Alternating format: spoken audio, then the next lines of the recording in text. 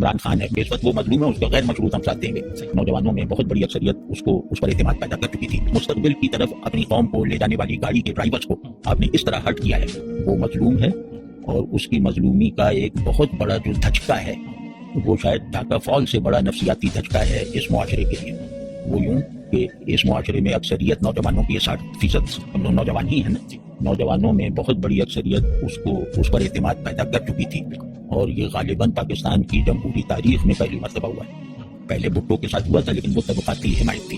یہ اس نے کسی طرح سے بہرحال نوجوان جو ہیں وہ اسے اپنا نجات دہندہ اور اینگزائٹی کے اس ماحول میں اپنا معالج سمجھ کے اس کی طرف لپکے تھے، اور وہ لپکنے کا انداز بھی سیاسی نہیں، وہ گویا جیسے مذہبی جیسا تھا۔ ہاں وہ ایک الگ بات ہے، لیکن اتنی امیدوں کے ساتھ، اتنے تیقن کے ساتھ اس کی طرف بڑھے تھے اور اس کو جتایا تھا اور یہ سب کر دیا۔ اب نوجوان جو اس کے حامی ہیں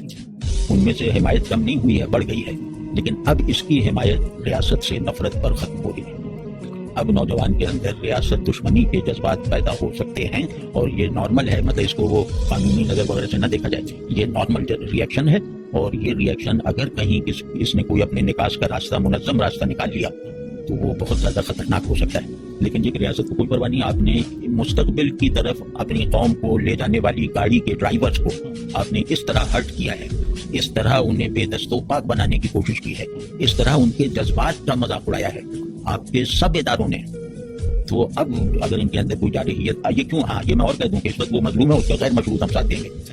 ووٹ نہیں دیں گے بعد میں، غیر مشروط ساتھ دیں گے، وہ مظلوم ہے۔ اور دوسرے یہ کہ نوجوانوں کا المیہ یہ ہے کہ ان بیچاروں کے پاس جتنے رہے سہے جذبات تھے دوسرے پر نثار کرنے کے لیے، وہ یہ کر چکے ہیں عمران خان کے نثار، کسی بڑی فکر میں تبدیل نہیں ہوا۔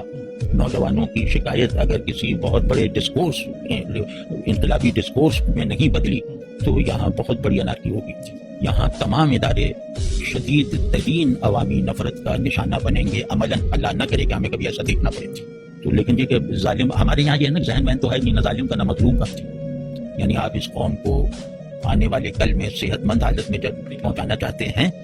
تو کل الیکشن کا اعلان کریں، اور یہ سب جلد بازیاں نہ کیجیے۔ کیا وہ نشستیں آپ دیکھ نہیں رہے جیسے تمبولا چل رہا ہے کوئی، یہ سیاسی لیڈر بھی سب بے نقاب ہو گئے ہیں، عجیب عجیب سازشیں اور چالاکیاں، اور وہ سب چلی اور بالکل گھن آتی ہے۔